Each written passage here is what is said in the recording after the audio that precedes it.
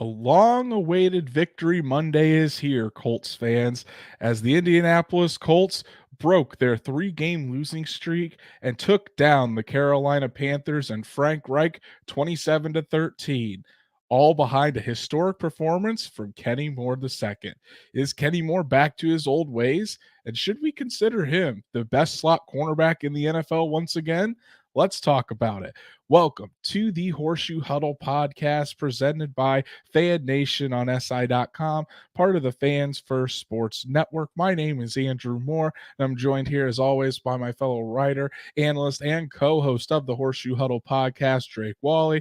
Drake, the Colts took care of business. You know, they did what they needed to do, came out on top against the Carolina Panthers, a team that definitely looks and feels far superior to the Indianapolis Colts. But man, what a performance by Kenny Moore II. Great to see Kenny Moore back doing his thing. But how you doing, buddy? I'm doing great, and it's kind of like you said. That they got the win, right? They took care of business. They didn't go out there and fall into the trap because, boy, oh boy, if they fell into that trap, sound the alarms on the season, man, and maybe the fan base too. I'm kidding, but no, hey, they went in there and they got what I will call a gritty win. I think that the defense did some pretty heavy lifting. We'll get into that a little bit later. There's some great things to talk about, some concerns that we'll get into, but hey, man, at the end of the day, you beat an NFL team, and it's coached by the guy that used to coach your team, that knew your team very well. Yeah, and I don't think there was any malice towards Frank Reich from the No. players. The players all spoke very highly of Frank Reich and saw a lot of them dapping up Frank Reich after the game. But you still want to go out there and win. And as Jonathan Taylor had said, you know, once they're between those lines, it's a business trip, and they need to go out and get the win. That's exactly what they did. CMDSR with our first comment of the evening, doing the Lord's work. He says, hit the like button. Now, if everyone would follow suit, please. Yeah, please go ahead and hit that like button on the video. Definitely helps us with the YouTube algorithm to reach more Colts fans just like you guys. Really, really appreciate CMDSR from Virginia. As always, we have Steve Stefanatos. Hopefully, I'm saying your last name. What's up, guys? He was at the game and he said it was electric. So, hey, good to Nice. see Colts Nation representing down there in Carolina. Wombat is here as well. Good to see you this evening. It's going to be a fun episode. We're going to break down everything from the Colts victory over the Carolina Panthers. We'll run through the injury report since there's a few big names that are on the Colts injury report right now.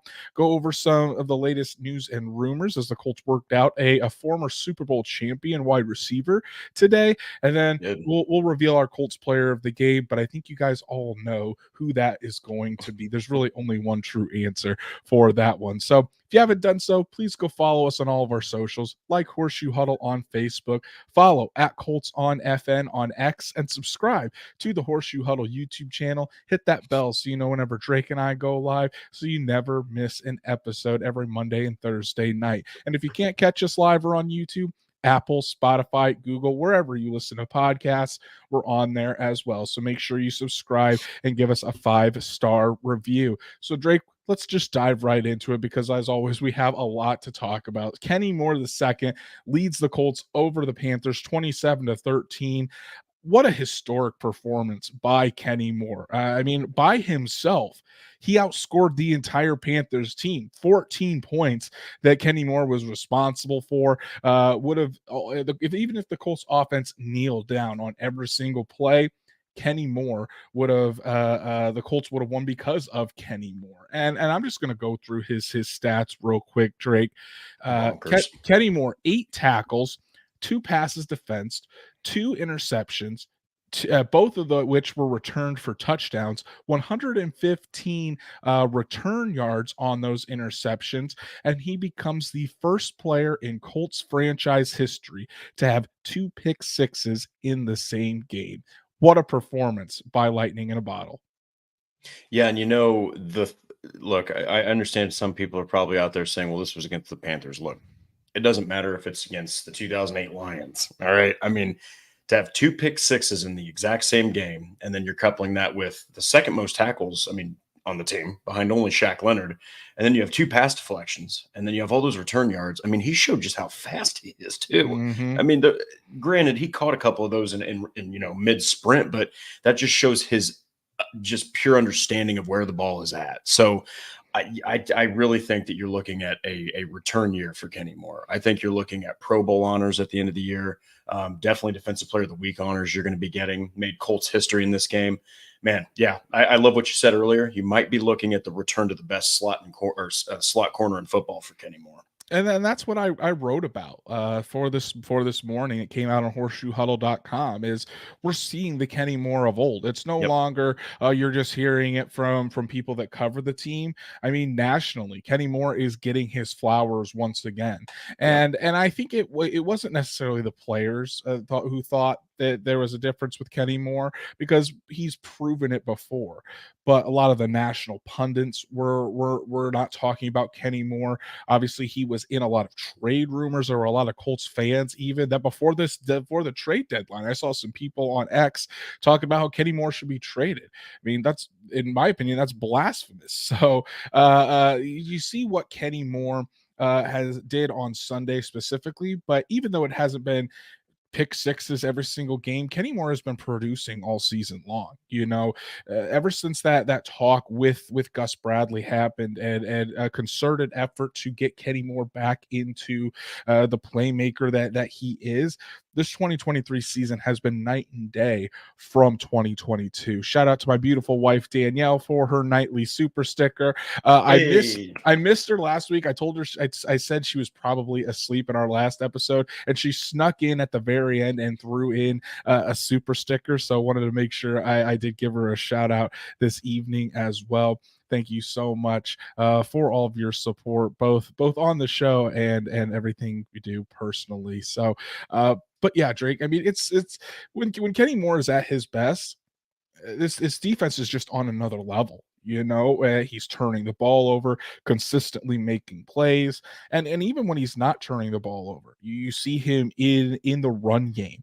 You see him constantly making life difficult for opposing receivers, and for a secondary for the Indianapolis Colts that is really trying to rely on young players, young talent.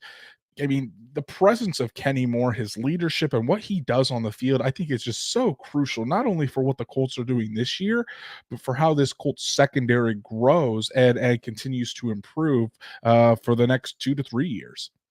Yeah, and hey, you still have Daryl Baker Jr. out there playing. You still have a rookie like Jalen Jones playing. Who Jalen Jones, he absolutely destroyed. I can't remember which tight end it was from the Panthers. I mean, he absolutely laid the lumber to him, jawed at the Panthers. You could tell that he's starting to feel a little bit better in the defense. And I think that a guy like Kenny Moore greatly helps a guy like Jalen Jones, greatly helps a guy who was struggling like Daryl Baker Jr. And hey, those trade rumors. Imagine this defensive back group without Kenny Moore. No, you don't want to do that. I mean, like you said, he legitimately outscored the Panthers by himself. So I think that when you're looking at the long term, I saw a couple people in chat. I think Wyatt was one of them mentioned. Does this mean Kenny Moore is going to get an extension? Look, absolutely. I think he needs to get an extension. This, just like with Minshew, I think Minshew needs an extension because I think he's going to help Richardson. I think Kenny Moore is going to help Juju Brents. I think he's going to help even a guy like Daniel Scott when he comes back. I think that he's going to help anybody who covers receivers. Okay, so he's going to be able to help them in that huddle and in that group. So, man, yeah, I think he has been an absolute, like you said, lightning in a bottle. It's night and day from last year. Everyone was terrified after last year that he wasn't ever going to return to that form. Well, he's made us all look like fools. Anybody that said that's looking pretty ridiculous right now. And it was no guarantee that Kenny Moore was going to be extended by the Indianapolis Colts to begin the year. I mean, hell, when the Colts finished 4-12-1 last year, players are cleaning out their lockers. Kenny Moore was very honest about his future with the Colts, wondering if he might have played his last down in a Colts uniform. His name was constantly coming up in trade rumors, entering the final year of his deal. He didn't even know if he was going to be back. but the Colts stuck with him. He had those meetings with Chris Ballard, with Gus Bradley over the offseason about how he can be more involved in this defensive scheme, how to get him comfortable again, and it has worked out tremendously. I think that it's not, obviously it hasn't happened yet, but I think it's a foregone conclusion that the Colts and Kenny Moore will come to terms on an extension to keep Moore here long term. Just by the way he's impacting this defense, and he's not only what he's doing on the field, what he's doing in the locker room, his continued efforts in the community. Kenny Moore is one of the most active members of the Colts as far as doing things in the community, and it's exactly what the Colts want in their players. And so Kenny Moore is playing at a very, very high level. Like you said, I'm in agreement that I think the way this is going, and I think if it continues, Kenny Moore is on his way to getting his second Pro Bowl nod, and it wouldn't surprise me in the slightest if the way he's playing, he even possibly gets some All-Pro considerations. Just that's how high of a level that Kenny Moore is playing. So unbelievable performance by Kenny Moore yesterday. And I think this is just going to springboard into more performances. I don't know if they're going to be like this with 2 pick sixes in the same game, but man, Kenny Moore is going to be a problem for opposing offenses for the rest of the season. And there was another guy. He didn't have the touchdowns that Kenny Moore did, the scoring opportunities, but man, he was an absolute menace there. And I felt bad for Bryce Young at one point to see this monster coming at him on every single play. DeForest Buckner, Drake, that man could not be stopped. We talked about how the Panthers offensive line was not performing very well, and boy, Buckner put on a masterclass on that interior. I know he had a sack of Bryce Young, 2 pass deflections. He had 4 tackles total. Just an all-around great performance out of number 99. Well, and he also just, I don't have the PFF numbers in front of me, but he was just constantly in that backfield. I mean, he was such a massive issue for that offensive line. They had no freaking clue what to do with him. And it opened up sacks for guys like, I think both Kwity Paye, it looks like, and Eric Johnson. Eric Johnson got, I think, his first sack of the season. They both combined for 1. Dio Dangbo got a sack. And it looks like Adetomo Adebaware also got himself a sack. So, I mean, the team had 4 sacks on the day, but DeForest Buckner, he was clearly the guy who was destroying that offensive line the most. And hey, it really reassures you as a Colts fan. You know he's fantastic, right? But the fact that he can go out there and do that to an offensive line, even if they stink, they were double teaming him. All right. He was getting through double teams. So this is a guy who can be dominant without Grover. Obviously, against a better offensive line, he might not have this torrid performance, but boy, he was without question, outside of Kenny Moore, the next biggest issue for that offense. He made Bryce Young. Bryce Young was never able to get comfortable in the pocket because of DeForest Buckner. And when more attention was put on DeForest Buckner because he was beginning to wreck the game, that allowed the others that you just mentioned, Kwity Paye, Eric Johnson, Adebaware, Dio Dangbo, allowed the others to get involved and really get those one-on-one matchups. So they could get on the fun of wrecking Bryce Young's afternoon. But I think DeForest Buckner, when you talk about the elite defensive tackles in the NFL, I know as people that cover the team every single day, we appreciate who DeForest Buckner is, and we appreciate the type of player and the talent that Buckner is. But I think a lot of times he gets lost in the shuffle because he plays in Indianapolis. He's not in a big market team. He's not in a team that over the last few seasons has really competed in the conference or for the Super Bowl. So he doesn't get mentioned with the Aaron Donalds, the Chris Jones, even Jeffrey Simmons, Cameron Hayward. But in my opinion, I would put DeForest Buckner right up there in the top 5 still as far as interior pass rushers, defensive tackles, whatever category you want to put it. DeForest Buckner belongs in there. The way he impacts the game, how important he is for this Colts defense, and he still leads the Colts again in sacks. I think he's got 5 on the year. I think the next closest is Samson Ebukam with 4. So you combine all that together, what he does on a regular basis, not only rushing the passer, but against the run as well. And there's no it's no surprise that Chris Ballard says if he could have 53 DeForest Buckners on his team, he would in an instant. And that's why I always found the trade rumors for DeForest Buckner so not I guess just so silly because the Colts love DeForest Buckner and what he brings to this team. There's no way they're going to give that up just because they think his contract is too much. I think the Colts would probably, when Buckner's contract is up, they're going to want to re-sign him and try to keep him here in Indy just because of the impact he has. He has been nothing but a positive for this Colts defense, and he just continues to show it game after game after game. Yeah, and two things. Number one, if he was still a 49er, boy, he'd be talked about a lot more, wouldn't he? He's on a team that's a perennial Pro Bowl contender or a Super Bowl contender. But look, there was a I'm gonna paraphrase this, but there was a quote he had when he was interviewed. It was a couple years ago when they were playing the 49ers.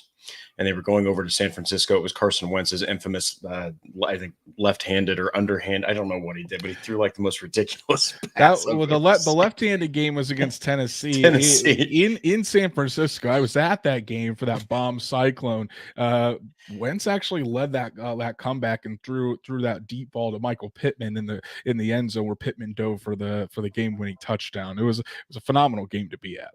Yeah, but it was before that game. They were like talking about, hey, what's it like? What's it going to be like playing your old team? The team that you got to a Super Bowl with and everything, and got this contract, with and everything. And he said, I appreciate everything that the 49ers organization did for me, but I want to show this team, I want to show the Colts why they traded for me. That just showed. Man, this dude is 100% bought into this team. He's 100% bought into the fact that they wanted him and they went out and traded draft capital for him. And look, like you said, the Colts haven't been a consistent playoff team. They haven't been running at the top of the league lately, especially since DeForest got on the team. But man, he is without question a sometimes top 3 defensive tackle. This guy can absolutely ruin your entire line. He doesn't have the look of a defensive tackle because he's just so freaking tall. He's kind of lanky, but the guy's a problem, and he's a problem on his own. Now, when Stewart's next to him, it's a completely different issue. So I really do think that DeForest Buckner showed that he can still dominate on his own, but I'm sure that he's probably looking forward to the return of Grover Stewart too. Yeah, I'm sure, but and when the Colts don't have DeForest Buckner, which isn't often, because it doesn't matter what that dude is playing through, he goes out there and plays. Even last year when he had the same injury in his elbow that Brock Purdy had last year, Buckner played through that. But when Buckner's not out there, I think his presence is missed more than any other defender on the entire Colts roster. And let's talk about a guy, or actually some guys that filled in or had to pick up the slack for another guy that missed yesterday. Zaire Franklin was not out there with the Colts. He missed the first game of his career that he actually missed due to a knee injury. So I honestly thought when that news came down, I thought it would be the Shaq Leonard and EJ Speed show. I thought those two would be out there for the majority of the game. Instead, Segun Olubi was the one that took over as the Mike linebacker and played all 71 snaps on defense, while the Colts continued to rotate in Shaquille Leonard and EJ Speed. But man, I thought Leonard and Olubi played fairly well. Olubi held it down. He had 5 tackles in the interception. Shaquille Leonard played I would say, I think about 2/3 of the snaps again, led the team with 10 tackles. I think that makes his second or third game in the row with double-digit tackles. And he's starting to look better and better as we continue to say. But hey, even though the Colts didn't have the leading tackler in the NFL yesterday, Leonard and Olubi were the ones that showed out and held it down for the linebacking core. Yeah, and Alubi showed an interesting like way that he plays. He's very tenacious. He really brings the heat. I think it was Zach Hicks that said something about him earlier in the season where it's almost like he's a defender in Madden. He just hits people like he's trying to use the truck stick all the time, and it's like that's just such a great attitude to have for the Colts at linebacker. I think that especially given the fact that Franklin was hurt, and Leonard's been dealing with this injury recovery and stuff like that. Look, man, I thought Alubi did fantastic. I do think that Shaq Leonard also. I agree 100%. I'm on the side of I think he's moving in the right direction. I think that Gus Bradley, in my humble opinion, needs to coordinate the scheme a little bit more to fit what he does best. And I think that you might be seeing that in action. This is his second game with 10 plus tackles. He had 11 against the Saints. He had 10 against the Panthers. He didn't even play all the snaps, still got 10 tackles. He was constantly around the ball. The only thing he's missing right now is a turnover. He needs a turnover. And then I think that a lot of Colts fans are going to breathe.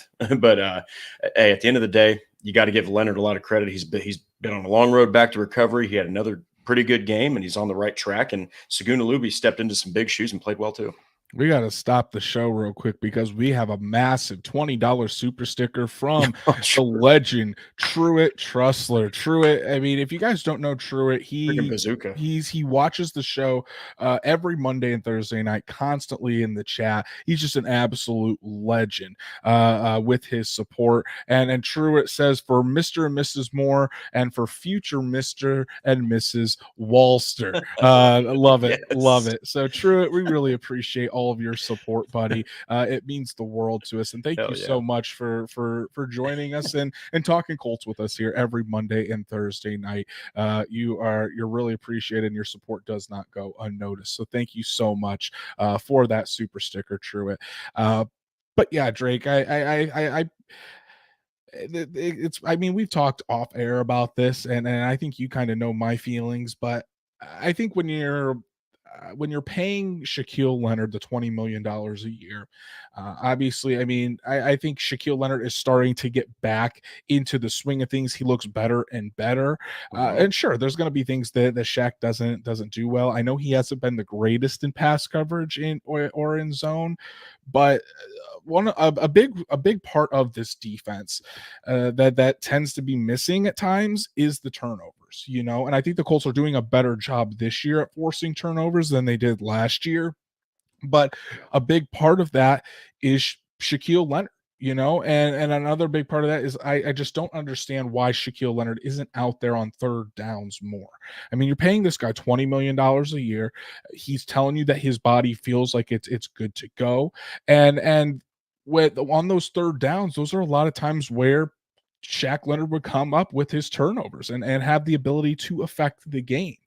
So I really do hope that Gus Bradley and this Colts coaching staff really starts to use Leonard more on that money down. And I know you have EJ Speed out there and you want to be able to get him on the field as well. But EJ Speed, in EJ Speed's entire career has he been the turnover machine that Shaquille Leonard has been.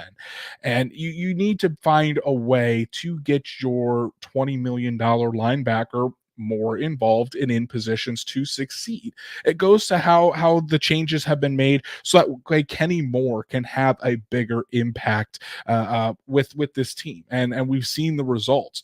That same thing needs to go into Shaquille Leonard, and I think at this point, yes, the Colts did win 27-13, and the defense looked better, but they were also going up against a now 1-7 Carolina Panthers team, which isn't very good. The Colts defense still ranks towards the bottom of the league in almost every category. So it's not like that the Colts defense is doing exceptionally well, and you can't afford to change anything. Like if it ain't broke, don't fix it. There are some things that do need to change, and I think getting your turnover machine of a linebacker more involved needs to happen. Now I'm being realistic here in that I don't know how many changes you can actually make in the middle of the season really to make that happen, but what you can do is allow him to be out there on the field more often so he has more opportunities to do that. But I'm always in favor of when talking about schemes and offenses or defenses. You don't try to make players fit your scheme. you make your scheme fit the players. That's what Shane Steichen has done, coming in here with whoever's been at quarterback, Anthony Richardson, Gardner Minshew, how he's used Jonathan Taylor, how he's used Michael Pittman and Josh Downs. Shane Steichen has done a phenomenal job taking this offense and forming it to what the players on the Colts offense do best. Sometimes, in my opinion, Gus Bradley doesn't do that. It seems like he wants to stick with his scheme, and players just kind of have to fall in where they may. And I mean, so far, hasn't really been successful. When he has changed things up, though, a la what he's done with Kenny Moore and how he's kind of tweaked things to get Kenny Moore more involved, we've seen the how that has positively affected this Colts defense, and more in particular. I think that's what needs to be done with Leonard, whether it happens next year, if Gus Bradley even has the opportunity to do that or not. But either way, in my opinion, it's time that Shaq Leonard gets out there more, and you try to help him get in positions where he can have a bigger impact on this defense. Yeah, and look, Gus Bradley, he's a smart, very intelligent defensive coordinator. He's had incredible success in the league. He's been a head coach. Okay, so he knows what he really trusts what he's doing. And I think that he might, because I think that him switching up things with Kenny Moore was something he's not used to doing. And I think that it worked. Now, see Steichen doing this, that's typical for him. He's been doing this his whole career. I do think that back when we even talked about this, that Legion of Boom defense, they had all the right pieces, perfect pieces for that defense. So I do think that Gus Bradley, maybe he's more akin to switching things up for corners.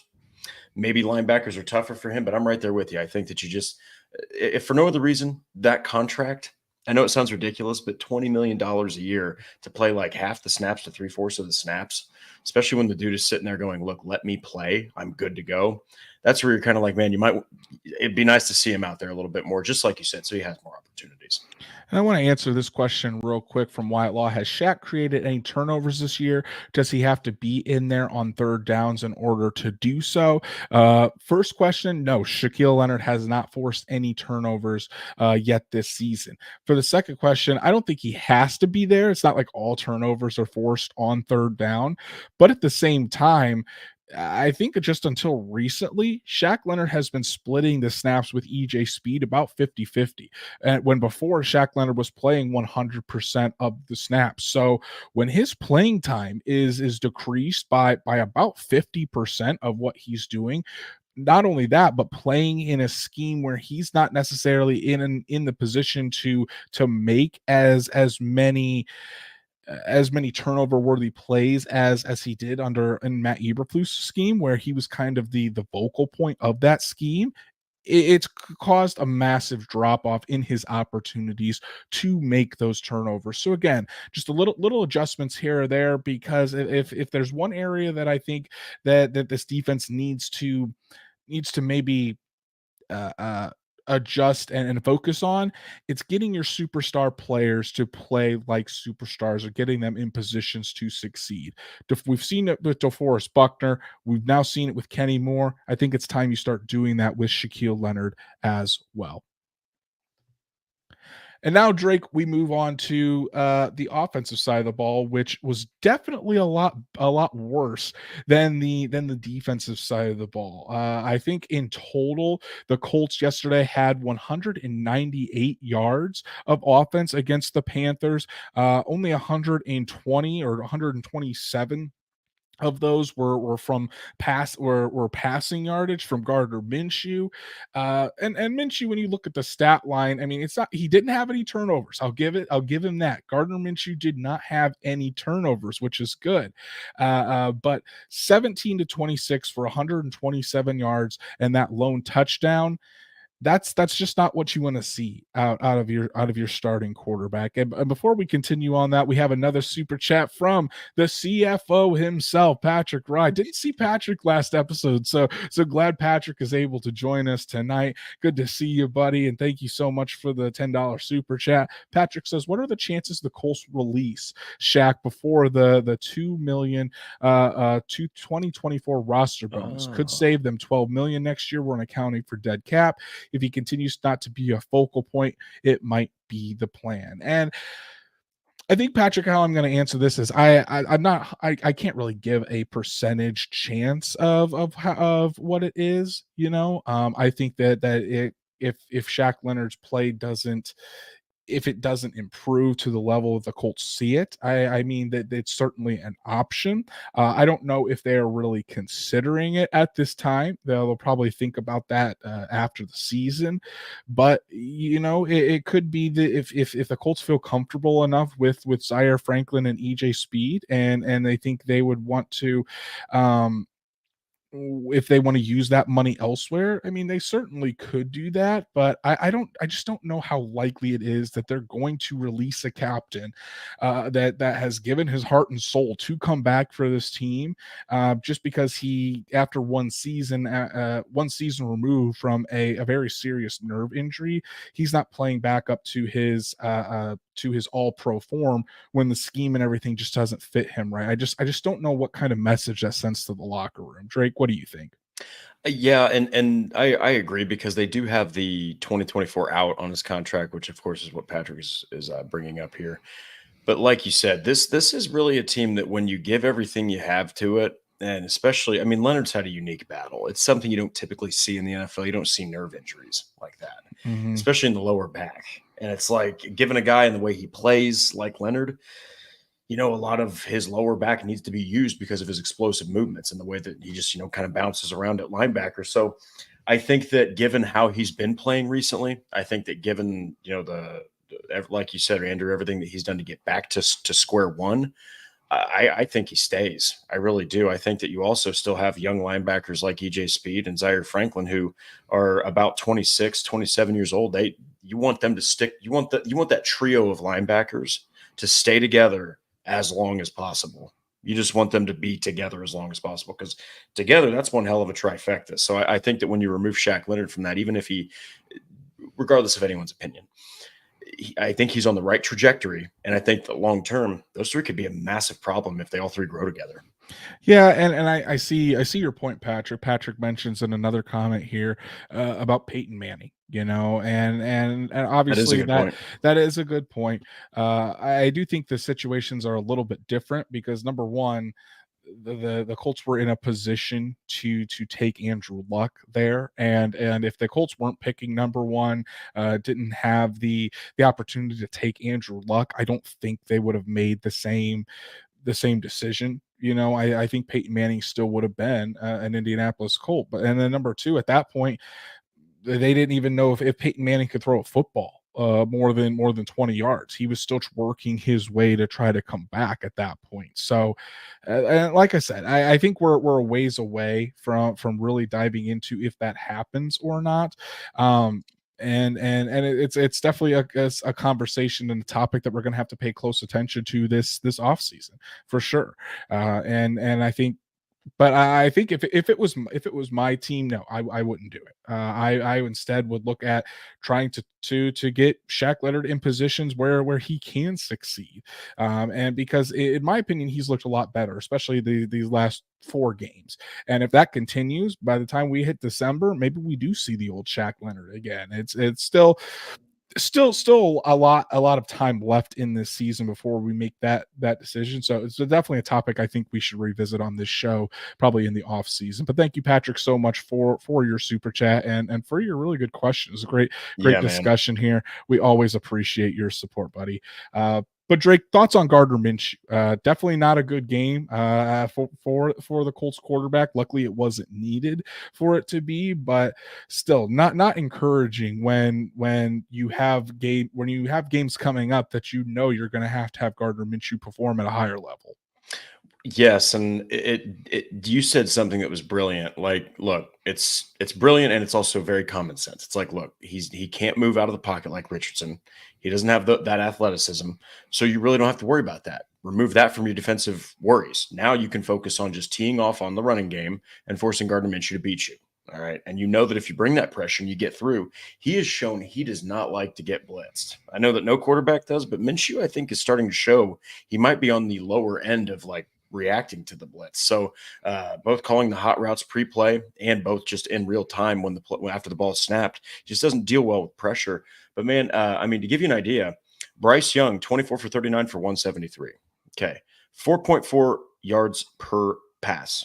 All right. Gardner Minshew, 4.9 yards per pass. Now, look, man, I understand that the Panthers had a better pass defense than what they did a ground game, but their numbers are a little bit deceiving. They still are not a good football team. Okay. The fact that, number one, you only ran the ball for 78 yards and then you can only throw it for 127 or 120 after the sack. On the box score, they didn't get even 200 yards as a team. You don't win with that. So I think that Minshew, man, he's already shown his limitations. He's shown his ceiling. He's shown his floor. And I think that teams, unfortunately, right now, they kind of have an idea on how to stop him. They've got the blueprint, and it's a matter of, can the Colts block well enough, pick up the blitzes well enough, or not? The Panthers really did a good job in the second half of saying, you're not going to be able to run on us. They made the fronts very heavy for the Colts. Luckily, the Colts didn't have to be aggressive, but it seems like when talking about going up against the blitz specifically, historically, Gardner Minshew has been pretty good against the blitz. He's been the type of quarterback where he's not going to win. He's not going to wow you with really anything, but he holds his own against the blitz and he doesn't turn the ball over. With the Colts this year, it's kind of been the opposite. He has really struggled against the blitz and he's turned the ball over quite a bit. And yesterday, a Stats Matt has a really good point. Carolina really didn't blitz that much, and instead he was seeing ghosts. There was a lot of times where the pocket wasn't even collapsing, and yet it seemed like Gardner Minshew's internal clock was really sped up and he's thinking, I got to get rid of this football. I got to get rid of this football. The one play in particular that I think really showed this is when Gardner Minshew was standing back there in the pocket. I think the Panthers did blitz on this play, but the Colts picked it up very, very well. Jonathan Taylor was in there and he picked up the blitz. There really wasn't anyone around him, and Gardner threw the ball very, very quickly, and it ended up 5 yards short of Alec Pierce. Like, it didn't even get to Alec Pierce because Minshew kind of just flicked it out of there because he felt like the pressure was bearing down on him when he had at least another second to throw the football and deliver it accurately. So I don't know. As the games go along, my confidence in Gardner Minshew is dwindling. It's definitely not what it was at the beginning of the season when he was coming in relief of Anthony Richardson, and the more tape that opposing teams get on Gardner Minshew in this offense and with this Colts team, it seems like the more teams are like, you know what, we're not going to let Jonathan Taylor and Zach Moss beat us. You're going to have to score points through the air with Gardner Minshew, and so far that hasn't been successful for the Colts. Yeah, and hey, I understand that it's a new, it's a new coach and everything, and it's the first time he's been a head coach. But Gardner Minshew came into a unique situation. He was with that head coach specifically for the last 2 seasons. So I think honestly, maybe I don't even know if this is really a hot take, but he had such a dominant offense before, right? And he had played with that offense a few years now. Before that, he was with a arguably way worse at times than even the Colts have been this season, Jacksonville team. So maybe he, with Shane Steichen, he's only seen him with the Eagles up to this point. Maybe he's not working, with the talent that he had there. Maybe it's a little different for him. Maybe he's still getting used to it. But I do think in the short term, Gardner Minshew is he's going to finish the season. But I think in the long term, he's valuable for Anthony Richardson's development. But yeah, I got to say that this season, he hasn't played as efficiently, weirdly enough, as he did in Jacksonville or Philly. And then just looking at the offense in general here, outside of Jonathan Taylor and Michael Pittman Jr., no one else really contributed. I mean, Jonathan Taylor on the ground, 47 yards, only a 2.6 yards per carry average. Definitely not what we're used to seeing out of Jonathan Taylor, but he did add 22 yards through the air and the lone touchdown of the day for the Colts offense. And then Michael Pittman Jr. with 64 yards on 8 catches. So right there, that's around 130 of the 198 yards or 190 total yards that the Colts had on the day. So I know the Colts didn't necessarily need to be aggressive or really pushing the issue in the second half because the defense was doing their thing and Kenny Moore was dominating. But at the same time, man, you want to see more out of that offense moving forward, especially when you're going up against the Patriots defense that's going to give you trouble.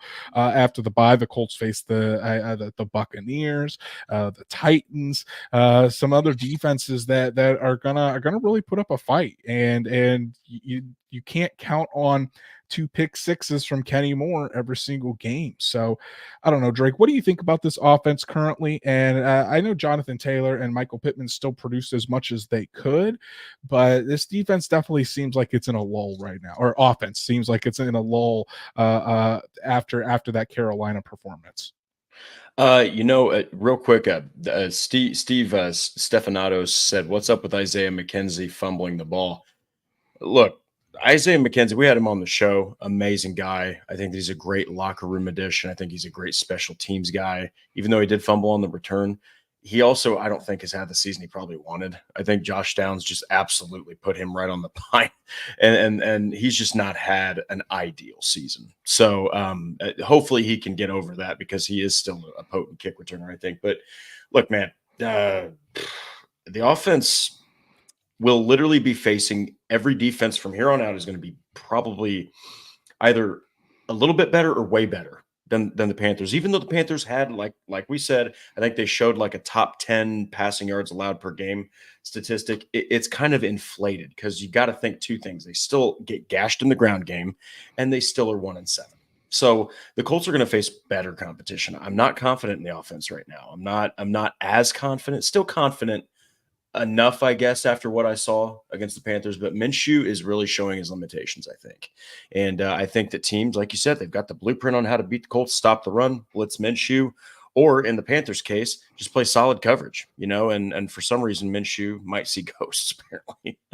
Yeah, I mean, it very well could be. So, but even though we talk about the offense not doing well, the Colts still do have one of the top scoring offenses in the NFL, and so it could have just been a game. But hey, it's not going to get any easier, especially going over to Germany, going up against Bill Belichick and his defense, and it's likely to assume that they're going to try to make Gardner Minshew beat them through the air. So Drake at 4-5. Colts still not in the playoff picture, but hey, it could have been worse. They could be sitting at 3-6, and we'd be talking about the sky falling if they would have lost to this Carolina Panthers team. So, how do you feel about this Colts team right now? Has anything changed because of this victory? Do you still kind of feel the same as we did last week heading into this game? What are your overall thoughts on this team as they head to take on the Patriots and then have their bye week? Well, the defense, I think, they looked great, right? But they looked great against the worst team, arguably the worst team in the league. The only other one that rivals them are the Arizona Cardinals. But they did win the game. They did win the game. So I think that they showed you that they can really make some things happen. I think Shaq Leonard's shown he's starting to get back to square one. So the defense still has a lot of room to grow. But man, the offense, they also have a lot to work out. I mean, when you can't have 198 total yards against any team. But when you have 198 total yards against the freaking Carolina Panthers, you got to build off of that. You got to figure something out, because like you said, Bill Belichick, I don't care what's going on right now in New England, the guy still knows defense. He still knows how to bring the pressure. And if your quarterback can't get away from it, get ready for hell. Yeah, I agree, and I think for me personally, the Colts went into Carolina, took care of business. They did exactly what they needed to Yep. do. It was an ugly win, but sometimes that happens in the NFL. Your defense finally kind of stepped up and took over and got the win for you, instead of the offense kind of having to deal with a shootout. So I think that was good. But again, they took care of business. They went in there and won like they were supposed to. Now go do it again. Go to Germany. The Patriots aren't exactly what they used to be. They still do have Bill Belichick, and he still does have that mastermind of on the defensive side of the ball. But hey, I mean, if this Colts defense can have another solid outing, you get in Mac Jones' face, force him to make some mistakes, we might see another Kenny Moore interception. We might see Shaq Leonard get his first turnover. We'll talk all about that on Thursday, but you got to go to Germany and take care of business of what is a lesser New England Patriots team. And that way you can go into the bye at 500, rest up, and get ready for the stretch run to end the season. So, but overall, I mean, hey, a win is a win in the NFL, and the Colts Yeah. aren't going to apologize for that, especially when Kenny Moore puts up 2 defensive touchdowns in one outing. So let's run through the injuries from this past week and from Sunday. Drake, some big names on this list. We talked about Zaire Franklin with his knee injury. He was questionable. He went to doubtful. So we'll see if Franklin does make his return against the Patriots. Braden Smith missed his 4th straight game with hip and wrist injuries. Shane Steichen just said he's progressing, but no real update there. Juju Brents with the quad injury didn't practice for a 2nd straight week. In my opinion, probably with Smith and Brents, you're probably looking after the bye for them to come back. The Colts want to give them another 2 weeks to heal up. I think that's probably when you can expect those guys to be back. Those were the injuries to before the game even started, but hey, the Colts were able to overcome them and get the victory. Yeah, and this has been a team that's been dealing with injuries all season. I mean, from literally before the season, they were losing rookies like Daniel Scott all the way up to now. So they've been a team that 4-5 record has been earned. All right. Like, I mean, they've had to go through a lot of injuries. They've had to go through a lot of adjustments at positions that are very important. Shout out to Blake Freeland. He's basically been the starting left and right tackle. Literally has almost been in every single game this year. So I think the biggest one that's a little bit sad, or that's pretty sad, is Josh Downs. You just hope that knee, because knee injuries are really interesting. Like, they have such a high degree of severity, but also a low degree. Like, there's so much that can happen. So you're just hoping that he's going to recover and be back for the Patriots game, because they're going to need him in that game. Yeah, and let's get into those injuries from the game. Josh Downs, like Drake mentioned, knee injury, left in the middle of the game. It was bothering him all last week. He decided to give it a go, but could not finish the game. Drew Ogletree was also ruled out with a foot injury, but Shane Steichen said that he looks like he's feeling much better today. We'll have to see his status going into that game next Sunday. And then Tony Brown was ruled out with a concussion, suffered it on the very first play of the game on that kickoff. So we'll see if Tony Brown can clear concussion protocol. Even if he's not playing on defense, he is still one of the top gunners for the Colts on special teams. And as we saw yesterday, special teams struggled. So definitely want to make sure Brown is back, at least in a special teams role. But so the Colts missing a lot of key guys. I mean, you look at it, Braden Smith, Josh Downs, and Drew Ogletree, all starters on this offense. And then Zaire Franklin leads the league in tackles. Juju Brents off to a really hot start there at outside corner. The Colts could really use those guys back, especially if they want to try to put things back together and make a run as the season comes to an end. But let's move to the latest Colts news and rumors, and there's really only one thing to talk about. Drake wrote up a piece real quick on horseshoehuddle.com this evening about this, as NFL Network's Ian Rappaport reported that the Colts worked out former Chiefs, Bills, Ravens wide receiver Sammy Watkins, the former Super Bowl champion, a top 5 pick in the 2014 NFL draft. Colts gave him a workout today that he as of this hour, as of 7:49 p.m. Eastern on Monday night, the Colts did not sign Sammy Watkins to a deal, but hey, it is a possibility. So, Drake, what do you think about Sammy Watkins on this Colts team, and what do you think the angle for the Colts is on this? I think until he started struggling with injuries in 2016, this dude might have been on a trajectory that, we might be talking about him a little different right now. But look, man, Sammy Watkins, he's been on multiple teams. I think that he's provided some incredible spark plays for those teams, especially the Chiefs. Boy, he came in there like a lightning rod. I think he had like a 3-touchdown game, goes over to the Packers, has like another 3-touchdown game, kind of fades off. I mean, he's had an up and down career, but I mean, I think that given what the Colts, if Josh Downs' injury especially is a little bit worse than they expected, maybe even if not, if you're just looking for an added playmaker that has experience, that can probably still get some things done, especially with Shane Steichen, who can probably figure out some way to use Sammy Watkins, I think it makes sense. And he's going to be cheap. He's pretty much looking for a team. I mean, look, we're in week 9. He still has not had a single game played this season. Okay. This guy is looking for a team. So he's going to be cheap. And they might even, I don't know, do you think that they might put him on the practice squad? Do you think that could happen? That's my thinking. My thinking is he wouldn't start on the 53-man roster. Right. You would sign him to your practice squad first, and until he learns the playbook and gets comfortable. If anything, I think this. I don't know if this is specifically related to the Josh Down injury news. I know that I know that they're probably looking at some depth just in case Josh Down has to miss some time, but Sammy Watkins doesn't necessarily isn't necessarily the same type of receiver as Josh Downs. In my Yeah. opinion, you probably would look at trying to bring up a KJ Hamler from the practice squad in Josh Down's spot if that happens, or to back up an Isaiah McKenzie who would probably be the starter in the slot there for the Colts. But I more think this is probably just doing your due diligence, seeing what Sammy Watkins has, if he's going to bring valuable depth to the Colts. I think if he was signed, he would start out on the practice squad, and the Colts would see what he has there before he's elevated up to the 53-man roster. But something just interesting to keep an eye on there. I know it's definitely not a done deal that Sammy Watkins is going to be signing with the Indianapolis Colts. We'll probably get more news here within the next day or so if the Colts do decide to sign Sammy Watkins. But I mean, hey, the Colts are still, as Ballard says, that he never stops looking for talent and trying to bolster this roster. So we'll have to see what happens there. And then finally, our final segment of the episode today is, like every Monday, the Colts player of the game. Drake, normally we give, each one of us gives our Colts player of the game.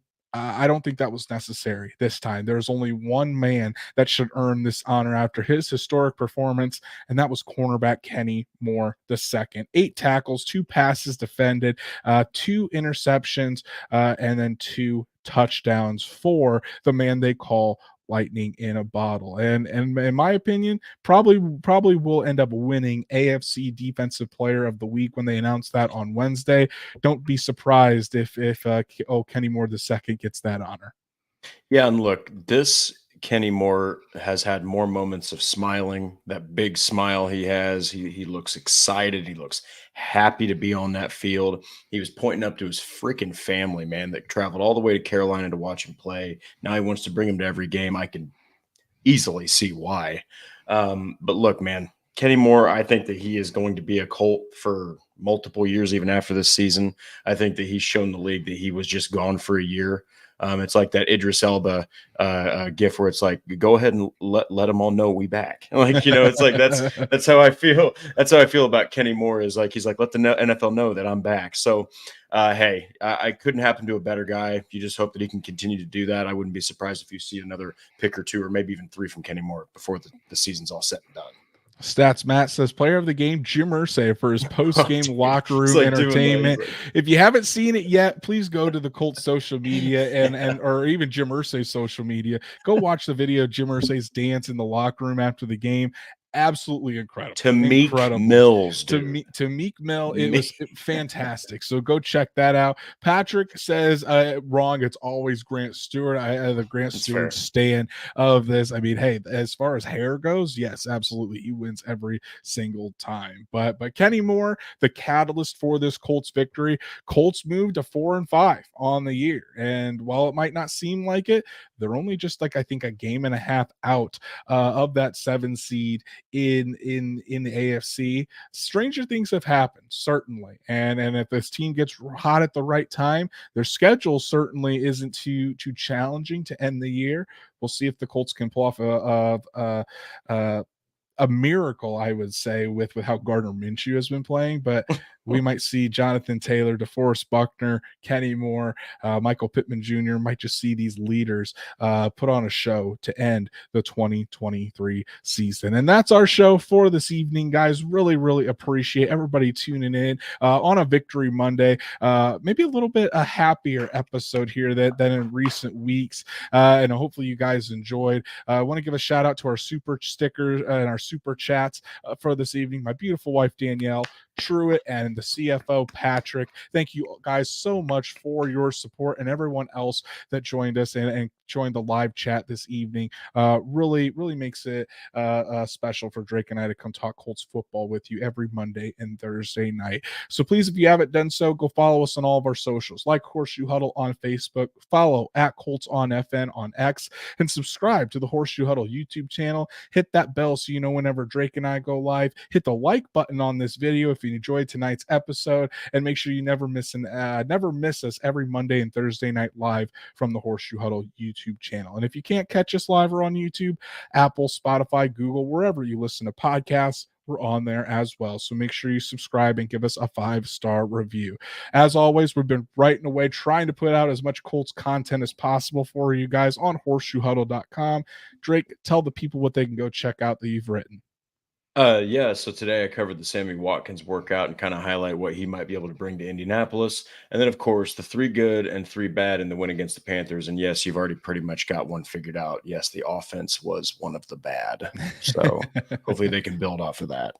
Make sure you go check that out. For myself, I gave my thoughts on Kenny Moore II's historic performance against the Panthers and why I think Kenny Moore should be back in the conversation as the best slot cornerback in the NFL. So go check that out. And then tomorrow, Tuesday morning on horseshoehuddle.com, I'll be releasing the top 5 graded Colts, I should say, from the victory over the Panthers. So make sure to check that out and all the other great articles written by our family at horseshoehuddle.com. Go follow Drake at DWallsterDrake. You can follow me at Andrew Moore NFL, and we will be back Thursday night live on YouTube to get you all set for the Colts and the Patriots live from Frankfurt, Germany. It's going to be a hell of a matchup before the Colts head into their bye. So everyone, enjoy your week. Go watch Monday Night Football, and we'll be seeing you Thursday night. Have a great Victory Monday.